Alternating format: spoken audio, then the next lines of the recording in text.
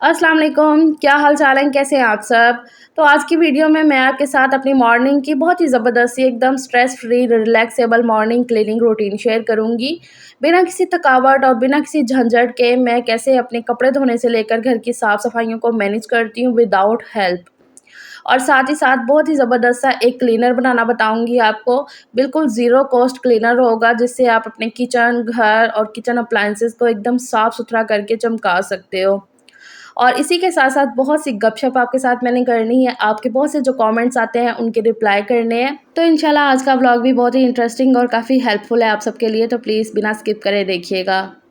अच्छा जी, यहाँ पर सुबह के 8 बजे हैं, एग्ज़ैक्ट 8 बजे का टाइम है और मुझे मशीन लगानी थी, कपड़े धुलने थे। तो यहाँ पर जी मैंने मशीन लगा ली है।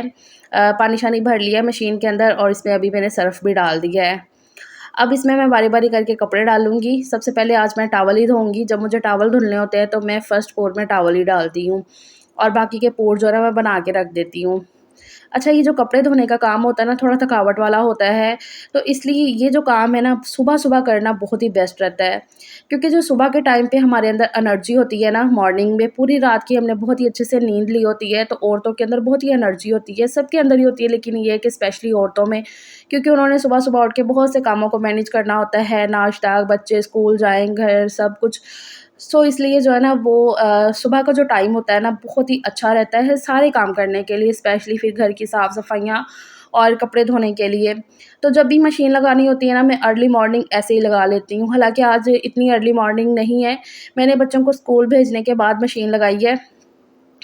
वैसे तो ना मैं जब उठी ना सुबह तो मैं तभी लगाना चाह रही थी। लेकिन फिर ये है कि बच्चों को साथ-साथ लंच बॉक्स बनाना और उनको नाश्ता वग़ैरह देना, उनको तैयार करवाना, तो वो ज़रा थोड़ा-सा ना हो जाता है ऐसे मिसहैपनिंग वाला। तो इसलिए जो है ना फिर मैंने कहा कि मशीन जो है ना मैं बाद में लगा लूँगी बच्चों को स्कूल भेजने के बाद। वैसे तो मैं सहरी की रूटीन को बड़ा मिस करती हूँ। रमज़ान के टाइम पे ना मैंने सहरी के जस्ट बाद ही मशीन लगा लेती थी, तो बहुत ही टाइम से मैं अपने सारे कामों से फ्री हो जाती थी। अच्छा जी, तो मैंने ना हॉल में से भी जितने कवर वगैरह थे डाले जैसे कि फ्रिज के और टेबल वगैरह के कवर जो मैंने ईद के टाइम पे डाले थे ना सिल के, तो वो भी मैंने उतार लिए हैं धुलने के लिए। ईद के बाद ये बोलो कि ये मेरी पहली ज़रा डीप क्लीनिंग होने वाली है और कपड़े भी मैंने आज ही धुले हैं मशीन लगा के। एक दफ़ा हाथ से मैंने धुल लिए थे जो नए-नए कपड़े थे और मतलब सारे नए कपड़े भी मैंने हाथ से नहीं धुले हैं, कुछ जो है ना आज मैंने मशीन में जैसे कि पहले राउंड में एक-एक सूट करके डालती रही और फिर निकालती रही थी। क्योंकि ईद के बाद जो है ना मैंने आज मशीन लगाई है, मेरे पाँव का जो इन्फेक्शन हुआ था, तो उसकी वजह से ना मैं कपड़े वगैरह नहीं धुल रही थी पानी में मतलब पानी वाला ज़्यादा काम नहीं कर रही थी।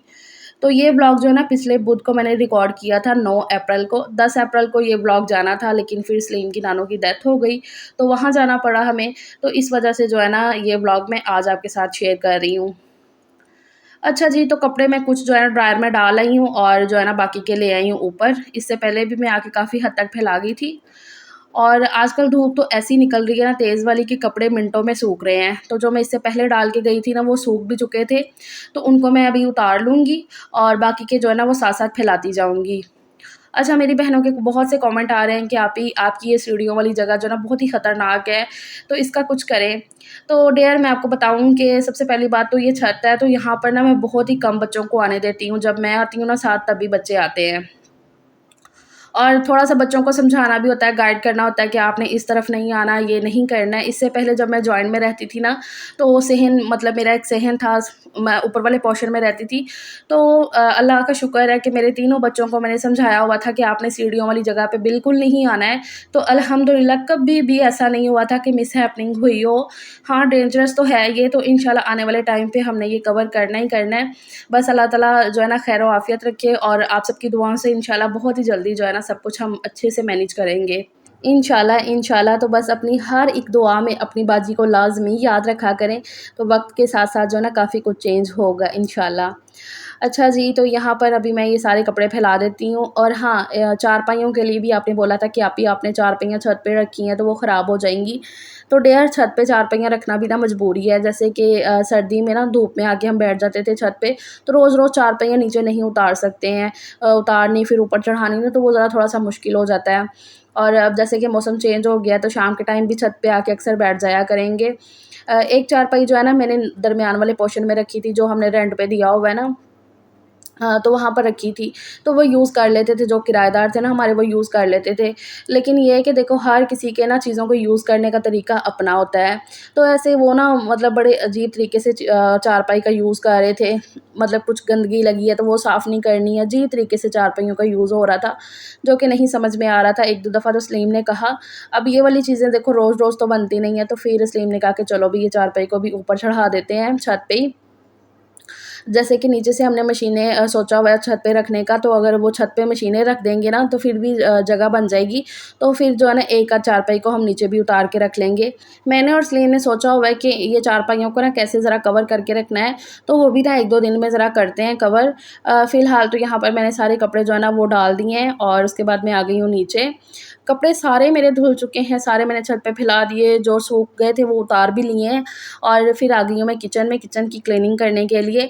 अच्छा जी, यहाँ पर मैं आपको ये शीट दिखा रही हूँ, वॉल शीट जो मेरे लगी हुई है चूल्हे के आस-पास। तो यहाँ पर बहुत ही ज़्यादा ग्रीसीनेस हुआ था और जितना भी खाना-शाना जैसे बनता है तो उसके छींटे वगैरह उड़ के जाते हैं ना जब हांडी बन रही होती है, तो वो बहुत ही ज़्यादा लगा हुआ था। काफ़ी ये जो आस-पास की चूल्हे के आस-पास की दीवार है ना वो गंदी हुई थी। तो उसके लिए जो है ना मैं ज़बरदस्त सा एक क्लीनर बनाने लगी हूँ। तो ये क्लीनर को ना बहुत ही जो है ना मल्टीपल इसका यूज़ कर सकते हैं। तो यहाँ पर मैंने क्या किया है, खाली बॉटल ले ली है छोटी वाली हाफ़ लीटर की। इसमें मैंने सबसे पहले तो बर्तन धोने का जो लिक्विड होता है ना वो डाल दिया है, कोई 2 चम्मच जितना। 2 चम्मच से ज़्यादा ही होगा, मैंने अंदाज़े से डाला है, मैं कोई चम्मच से नाप वगैरह के नहीं डालती हूँ। तो मैंने बर्तन धोने का लिक्विड उसमें पहले डाल लिया और उसके बाद ये मैं डाल रही हूँ इसमें बेकिंग सोडा। बेकिंग सोडा इसमें मैंने 1 चम्मच भर के डाल दिया है, बेकिंग सोडा। और साथ में इसमें मैं अब ये बोतल भर के पानी डाल दूँगी। ये जितना मैंने बनाया है ना, ये इतनी बोतल के लिए ना मतलब कि काफ़ी है कि हाफ़ लीटर ये बोतल बन के तैयार हो गई है ये क्लीनर की। ये इतना बेस्ट क्लीनर है ना कि मैं आपको क्या ही बताऊँ। हाँ, पानी मैंने जो ना वो थोड़ा हल्का-सा नीम गर्म इसमें डाला है। अब इसके ऊपर मैंने शावर लगा दिया अच्छे से उसे शेक करके ना, तो यहाँ पर मैं इसको पहले स्प्रे कर दूँगी जहाँ-जहाँ पर भी बहुत ही ग्रीसीनेस हुई थी चूल्हे के आस-पास। तो ये मैंने सारा कर दिया, इवन कि मैं चूल्हे को भी इसी से साफ़ करूँगी।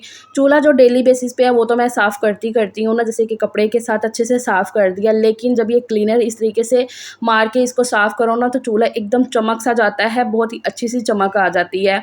चीज़ों को साफ़ करना एक और बात होती है, उनको चमकाना एकदम मतलब जो ऑयल वगैरह होता है ना, ज़रा-सा भी ना लगा रहे, वो एक अलग बात होती है। तो इस तरीके से ये वाला जो क्लीनर है ना बहुत ही इफ़ेक्टिव है, एकदम चीज़ों को साफ़-सुथरा करने के लिए, चीज़ों के ऊपर जो ग्रीसीनेस जमी होती है उसको ख़त्म करने के लिए। तो यहाँ पर मैंने ना पहले ये दीवार पे वो शावर करके ज़रा छोड़ दिया था उस क्लीनर का, तो अब जो है ना मैं इसको साफ़ कर रही हूँ ये कपड़े के साथ। तो इतनी आसानी से सारा जो ऑयल और जितनी भी डस्ट वगैरह थी, जितना भी चीज़ें वगैरह चिपकी हुई थी दीवार के साथ, वो आराम से सारी रिमूव हो गई हैं। और मैं अभी आपको पास से भी करके दिखाती हूँ कि दीवार एकदम साफ़-सुथरी हो गई है, चमक सी गई है। तो इसी तरीके से मैंने किचन की सारी दीवारों को जितनी भी ये शीट लगी है, वॉल शीट सारी को मैंने साफ़ कर लिया था। इवन कि जो मैं किचन के कैबिनेट होते हैं ना, वो भी इस क्लीनर से साफ़ करती हूँ। तो ये देखो जी रिज़ल्ट आपके सामने है, दीवार एकदम चमक सी गई है, बिल्कुल ग्रीसीनेस इसके ऊपर ख़त्म हो गई थी। ईद के बाद जो है ना मैंने कोई हफ़्ता डेढ़ हफ़्ता बाद जाके अपने घर की पूरी डीप क्लीनिंग की है, स्पेशली किचन की। तो जितनी भी आस-पास की ये दीवारें थी चूल्हे के आस-पास, वो सारी मैंने इसी शावर के साथ अच्छे से साफ़ कर दी हैं।